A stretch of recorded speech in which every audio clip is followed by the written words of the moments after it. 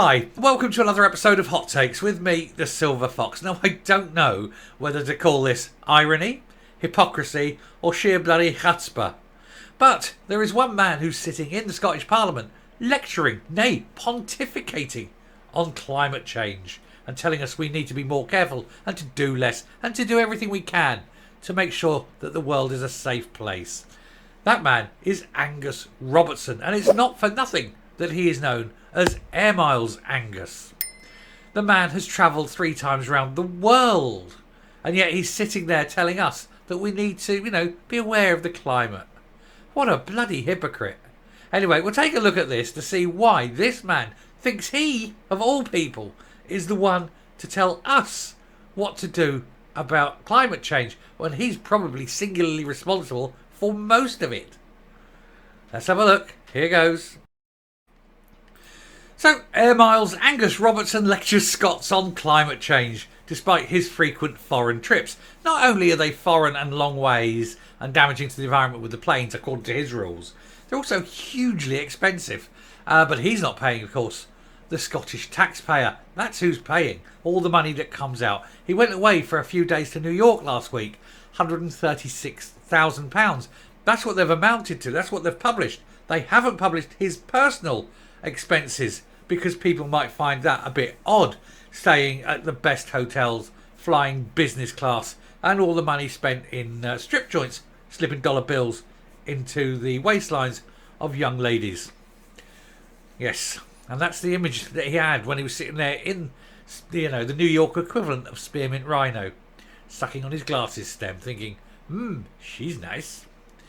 The Scottish Government's Constitution Secretary racked up almost 15,000 air miles in 1.5 years, but still moved to lecture Scots about climate change and blasted UK Labour and the Tories. The man who's flown more than anyone else lecturing other people on climate change. If you want to truly do something to show that you are on board with climate change, ban private jets. Anyway, Airmiles Angus Robertson has been mercilessly mocked on social media after lecturing Scots about climate change, despite being one of Scotland's most frequent flyers. The Scottish Government's Constitution Secretary is constantly flying abroad on alleged government business at taxpayers' expense. I can't see how the Scottish Constitution requires multinational travel. Why does he need to go here, there, everywhere, hither and thither at business class cost? He doesn't. He's doing it because he can, because he's taking people for mugs, and he's going to get away with it. And he truly is. This needs to stop. He needs to write a proposal down to say why he's going. And he must publish every single penny of expenses. Let people see how much he is actually costing them. And then work out whether that money would be better spent in the NHS. I think we know the answer to that one, don't we?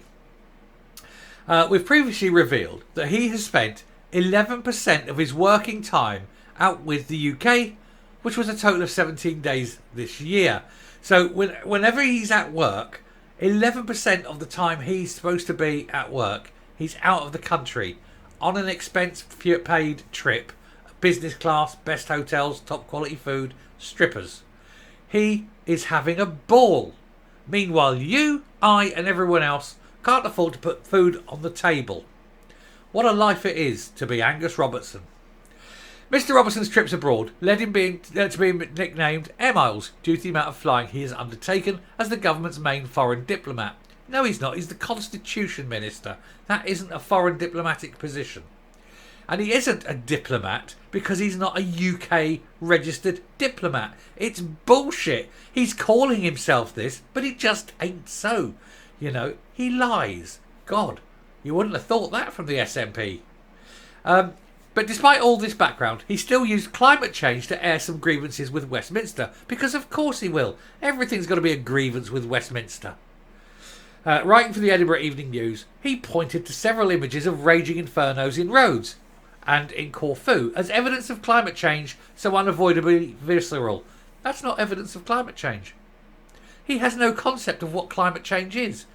Fires in an island, they've always happened.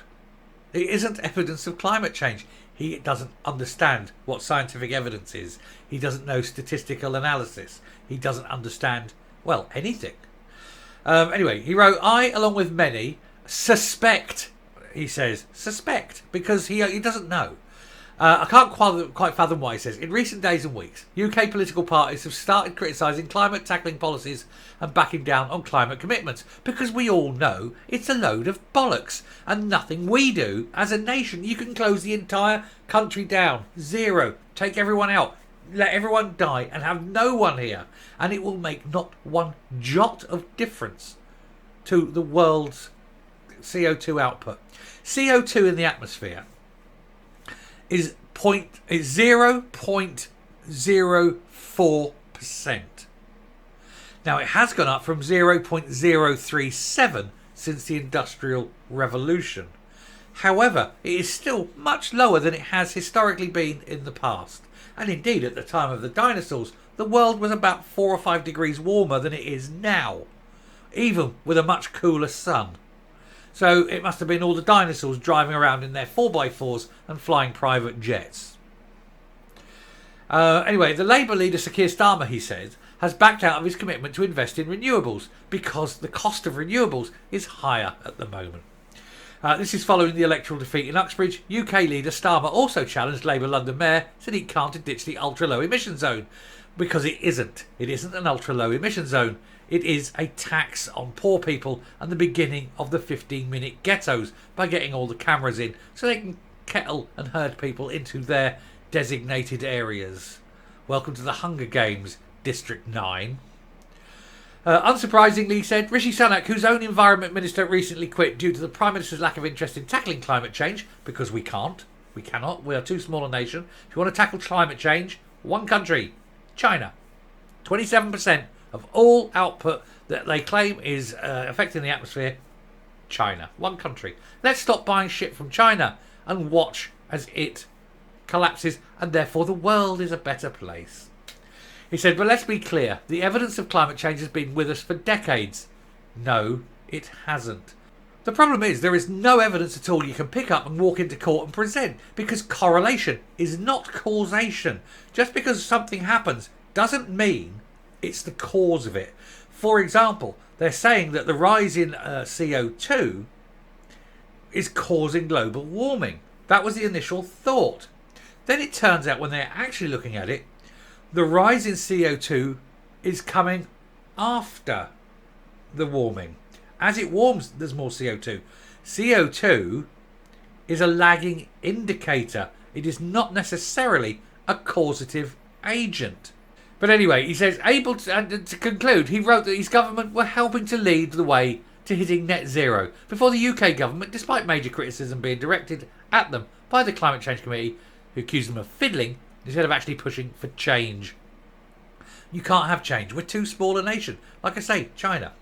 Anyway, Mr. Robertson, in the run-up to the next general election, the climate will rightly be one of the big questions. No, it won't. It won't. It will not be the question on most people's lips. The question on most people's lips will be, how can I afford to pay my bills? Why are my taxes going up? Why is the economy tanking? Why can I not get an NHS appointment? Why can my child's school not buy new textbooks? Why are we keep pushing sexualisation of children into the same schools that we're talking about? And why is everything falling apart? Climate will be way down the list. 20th, 33rd, 112th. There's a lot more important things than climate change. But Twitter users pointed out that it is in fact the SNP minister who's helping to pollute the air through his many, many flights abroad this year alone. He's flown to Austria, the US, Belgium in the first 6 months of the year, as well as visiting Spain and Iceland in the last 3 months of last year. His air miles were published by the Scottish Government following a Freedom of Information request, which found he'd travelled 14,999 miles. Oh, that's a shame. He's hitting his limit, is he? He's only allowed to do 15,000 a year. I bet not. And it's publishing his miles. What it's not publishing is his expenses, which will be a lot more than 14,999. I guarantee you that. Former Labour staffer Mike Elric wrote, man whose carbon footprint as a frequent flyer is off the scale. You know, he said, no more flights for Airmiles Angus now, and he knew this would be the response he would get, which is why he's locked down the comments on his Twitter. Angus Robertson is an absolute hypocritical, two-faced tosspot who sits there, and how dare he pontificate to us when he is the most flown man in the world. I'll stop there. I'll come up. I've decided it is just hypocrisy, isn't it? He's an absolute hypocritical tosspot. How dare he sit there and go, oh, you know, we've got to close this, we've got to do this. Oh, look at those people over there not doing anything for the environment. Excuse me while I get on this jet and piss off halfway around the world so that I can massage my ego and feel far more important than what I am and pretend that I'm a diplomat. He is not a diplomat. He is basically a town councillor with an overinflated ego and a tiny cock. Anyway, I shall round off there. Thank you very much for watching. If you like what you're seeing here on the channel, please do hit the subscribe button, ring the bell, leave a like, leave a comment, please share the video. Definitely subscribe. We're going to hit, we get the news out, we get the freedom out, we get the truth out, and also the like really helps too. Anyway, until next time, stay safe, stay well, and never ever listen to two-faced hypocritical oafs like Angus Airmiles Robertson. Bye.